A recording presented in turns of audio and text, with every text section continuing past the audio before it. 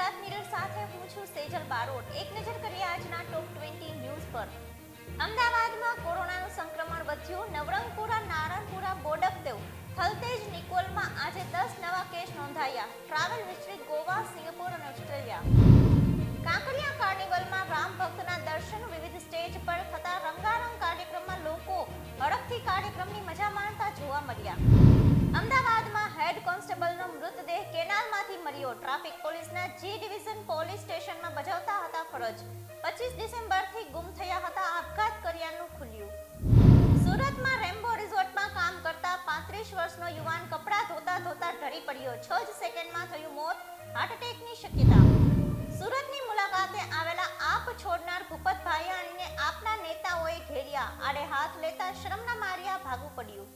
વડોદરામાં 10 ફૂટ ઊંડા બોરવેલના ખાડામાં ખાબકેલી બાળકીનું મિનિટોમાં જ રેસ્ક્યુ કર્યું, પણ બચાવી ન શક્યા।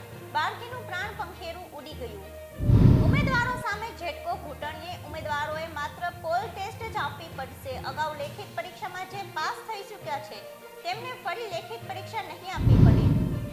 બુટલેગરો પર એસએમસીની દવાઈ। વડોદરાના કરજણ ટોલ પ્લાઝા પાસેથી 39 લાખનો વિદેશી દારૂ ઝડપાયો। 2ની ધરપકડ, 1 વોન્ટેડ જાહેર। રાજકોટ મનપાની બેદરકારી। ભૂમિશ્વર ફાટકને પહોળું કરવાની વાતો માત્ર કાગળ પર જ। સંસદમાં રેલવેએ આપેલા જવાબથી આવી દરખાસ્ત જ નહીં થવાનું ખુલ્યું। સૌરાષ્ટ્ર યુનિવર્સિટીમાં પ્રથમ વખત નવી એજ્યુકેશન પોલિસીનો અમલ। 4 જાન્યુઆરીથી સેમેસ્ટર 1ની પરીક્ષા શરૂ। બીએ, બીકોમ, બીએસસીની પરીક્ષા મોડી લેવાશે। સાદી પોસ્ટલ પાર્સલ મોકલવામાં થયું બંધ।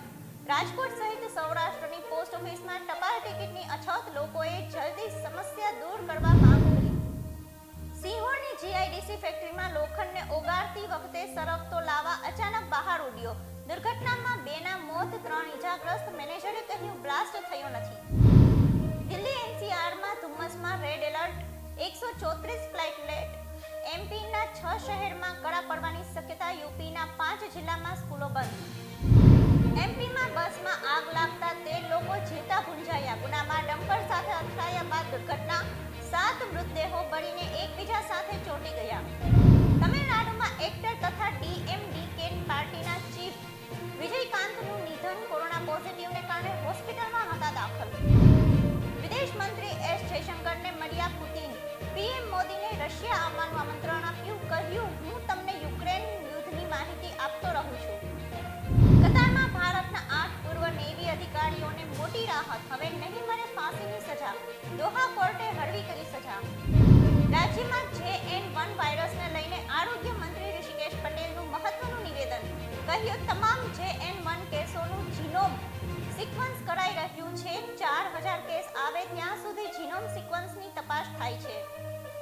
એસટી નિગમના ફિક્સ વેતન ધારકો માટે ખુશીના સમાચાર। ફિક્સ પેના કર્મચારીઓના પગારમાં થશે 30%નો વધારો। રાજ્ય સરકાર નાણાં વિભાગે આપી મંજૂરી।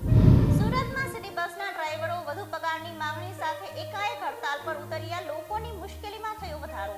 હાલ સમાચારમાં બસ આટલું જ। વધુ માહિતી માટે જોતા રહો ગુજરાત મિરર। અને આપને જો આ ન્યૂઝ પસંદ આવ્યા હોય તો તેને લાઈક, શેર અને સબસ્ક્રાઇબ કરો। પળે પળના સમાચાર મેળવવા નીચે આપેલા નંબર પર હાય લખીને મેસેજ કરો। નમસ્કાર।